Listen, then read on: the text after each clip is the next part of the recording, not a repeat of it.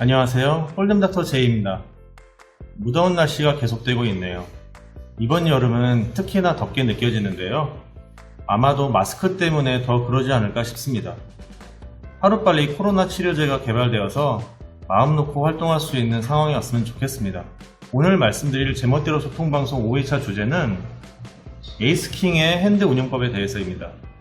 얼마 전에 문득 에이스킹을 에어라인처럼 플레이하는 사람이 생각나서 소통방송 주제로 썼으면 좋겠다고 이제 생각을 했었는데, 공교롭게도 유튜브 구독자 라이언킴님께서 에이스킹과 같은 프리미엄 핸드와 마지널 핸드의 운영에 대한 고충이 있다며 어려움을 호소해 왔습니다.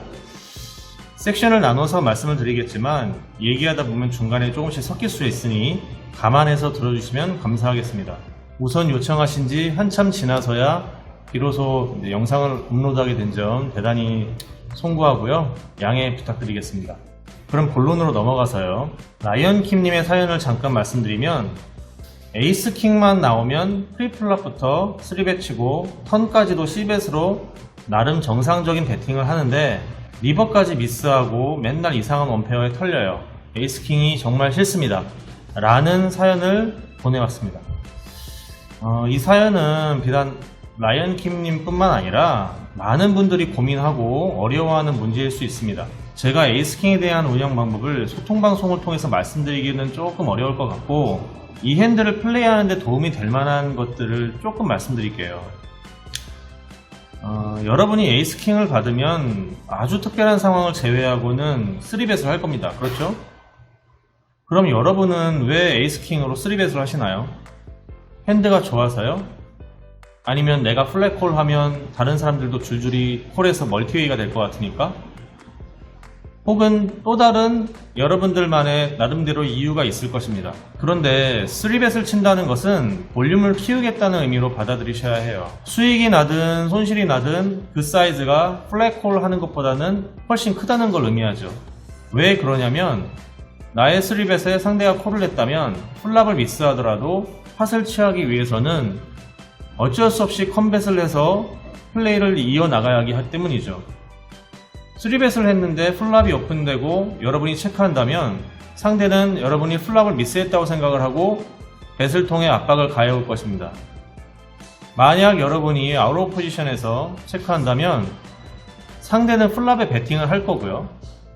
인 포지션에서 체크한다면 턴에서는 먼저 플로팅을 시도하려고 할 거예요.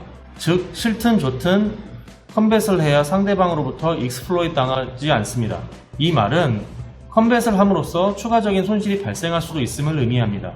그럼 플랍을 미스해서 추가적인 손실이 발생할 수 있는데 굳이 높은 빈도로 왜 컴뱃을 해? 라고 물으실 분들이 계실 겁니다. 이 질문에 대한 답은 1분 전에 여러분들에게 설명을 드렸으니까 잘 모르시겠다는 분들은 1분 전으로 되돌아가서 한번 다시 영상을 보시기 바랍니다. 플랍에 에이스나 킹이 최소한 한 장 이상 나올 확률은 32%입니다. 이게 잘 안 맞는 게 정상이에요. 정상이라기보다는 일반적이라고 하는 게 좀 더 정확한 표현이 되겠네요. 에이스킹을 빅슬릭이라고 부르기도 하는데요. 엄청 좋은 카드이지만 플랍을 미스하고 운영을 잘 못한다면 큰 손실을 가져다주는 양날의 검과 같다고도 할 수 있습니다. 여러분은 플랍을 미스했지만 자신의 핸드는 하이파켓임을 주장하면서 컴뱃을 할 수도 있습니다. 그리고 턴에서도 미스했지만 더블 배럴, 리버까지 미스하고 트리플 배럴을 할 수도 있죠. 상대가 여러분을 두려워하고 타이트한 플레이어라고 인정한다면 이런 액션이 효과적일 수도 있겠지만, 상대가 뭐라도 맞추거나 사연이 생기면 죽지 못하는 콜링 스테이션이라고 한다면 이런 액션은 좋지 못한 계란으로 바위치기 꼴밖에 안 됩니다. 즉, 에이스킹이 가진 핸드의 강도는 강하지만 플랍을 미스한다면 상대의 패턴이나 스타일에 따라서 변화를 줘야 된다는 것을 뜻합니다. 이상한 원페어라고 하셨는데, 그 이상한 원페어라는 것은 라이언님의 입장에서 보셨을 때 그런 것이지 상대의 입장에서 봤을 때는 아닐 수도 있다는 것이죠. 게임을 하다 보면 상대에게 아무리 어그레션을 줘도 약한 핸드로 콜을 하고 팟을 취해가는 경우를 보실 수 있을 겁니다. 아무리 생각해도 이런 약한 핸들을 가지고 어떻게 계속해서 콜을 하고 플레이를 할 수가 있지? 이해가 안 될 거예요. 이런 경우에는 두 가지입니다. 상대가 여러분을 리스펙트하지 않거나 맞으면 못 죽는 콜링 스테이션인 거죠. 때로는 상대가 여러분을 의심하고 못 믿어서 계속해서 콜을 하고 플레이를 이어갈 수도 있을 것입니다. 이런 경우에는 플랍을 맞추고 강한 벳을 해서 맥시마이징을 하는 것이 가장 효과적이에요. 플랍을 미스하면요. 그럴 때는 솔직하게 체크해보세요. 상대가 강한 핸드를 들었다면 턴에서는 먼저 배팅을 할 것이고요. 약한 핸드를 들었다면 턴에서도 체크를 할 것입니다. 포지션을 잡고 있다면 상대의 액션에 따라서 패시브하게 플레이하는 것도 나의 스택을 지키는 방법 중에 하나입니다. 여러분들은 이런 전략은 승리를 하기 위한 전략이 아니기 때문에 좋은 방법이 아니라고 하실 수 있겠습니다만은 매판 이길 수는 없는 거예요. 우리는 한 핸드가 중요한 것이 아니라 전체 세션에서 이기느냐 지느냐에 더 중점을 둬야 됩니다. 그런데 지금과 같은 에이스킹으로 하나의 핸드를 이기기 위해서 큰 데미지를 입는다면 그것이 전체 세션에 큰 영향을 줄지도 모를 일입니다.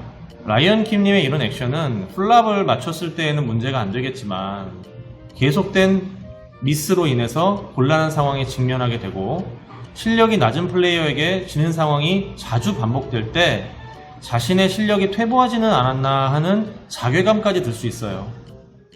하지만 이 부분은 핸드가 안 맞아주는 문제점도 있지만 보드의 상황이나 상대의 유형에 따른 공략을 적절하게 하지 못한 결과물일 수도 있습니다. 상황에 따라 유연하게 대처법이 필요하다고 생각이 되고요. 제가 구체적인 사례를 하나 들어볼게요. 괜찮은 수준의 플레이어가 있다고 하겠습니다. 이하 A라고 이제 하겠습니다. 이 A가 언더더건 포지션에서 에이스 킹을 받았어요. 그리고 OBB로 오픈 레이즈를 했습니다. 그리고 그 뒤로 3명이 콜을 하자 블라인드 포지션에 있던 플레이어가 A의 배팅 사이즈의 10배, 그러니까 즉 50BB로 3벳을 합니다. A는 한참 고민하다가 300BB를 올인했고요. 3벳을 한 플레이어는 콜을 했습니다. 그런데 3벳을 한 플레이어도 핸드가 에이스킹이었고요. 결과는 찹이 됐어요. 그리고 얼마 지나지 않아 A는 또 에이스킹을 받게 됩니다. 그런데 이번에는 다른 플레이어가 프리플랍에 5BB로 오픈 레이즈를 했고 A는 30BB로 3벳을 했어요. 오픈 레이즈를 한 사람은 고민하다가 150BB로 올인을 했고요. A는 콜했습니다. 올인을 먼저 한 사람의 핸들은 파켓 퀸이었고 이 사람의 승리로 끝이 나고 말았어요. 이후에는 A는 에이스 킹만 잡으면 프리플랍에 3벳을 거의 100% 빈도로 했고 스택 사이즈에 따라서 프리플랍에 올인을 하거나 플랍이 열리면 미스를 하더라도 컴백 빈도를 굉장히 높게 가져갔으며 상대가 올인하면 턴과 리버에서 에이스나 킹을 맞추기 위해 콜을 하고 무모한 승부를 보았습니다. 플랍을 미스했다고 하더라도 오즈가 나온다면 콜을 할 수도 있을 것입니다. 하지만 A는 에이스 킹을 에어라인처럼 플레이를 했고요. 플랍에 에이스나 킹이 100% 깔릴 것처럼 확신하며 승리는 이미 결정이 된 것처럼 어그레션을 주며 플레이를 하고 있었습니다. 여러분이 오즈에 관한 관점에 대해서 GTO적인 접근 그리고 볼륨을 통한 수익을 내는 포커를 하시겠다면 이런 액션이 꼭 나쁘다고만은 할 수 없을 것이에요. 볼륨에 따른 어커트에 따른 그런 업다운이 될 것이니까요. 하지만 포커는 GTO를 기반으로 하되 상대의 약점을 공략하는 익스플로이트 전략을 믹스하는 것이 좋다고 저는 생각을 하고 그 편이 더 효율적인 운영이 가능하다고 생각을 합니다. 또 어떤 사람은 에이스킹으로 3벳을 하지 않고 콜을 한 후에 플랍의 상황을 보고 플레이한 사람도 있습니다. 프리플랍에 안 맞으면 어떻게 해? 라며 자신이 가진 핸드의 가치를 살리지 못하는 플레이의 대표적인 예라고 볼 수 있죠. 전자의 경우에는 너무 공격적이고 후자의 경우에는 너무 위크합니다. 그래서 우리는 밸런싱이 잘 된 플레이를 하기 위해 끊임없이 공부하고 연구해야 합니다. 그리고 축적된 데이터가 많아진다면 상대의 패턴에 맞는 전략을 구사하게 되겠죠. 구체적인 해결 방안을 말씀드린 것은 아니지만 제가 전달하는 메시지가 라이언 킴님을 비롯한 많은 분들께 도움이 되었으면 좋겠습니다. 사실 에이스킹에 대한 운영법을 설명하고 싶었는데 그거를 이렇게 소통방송에서 말로 막 설명하기는 좀 어려워요.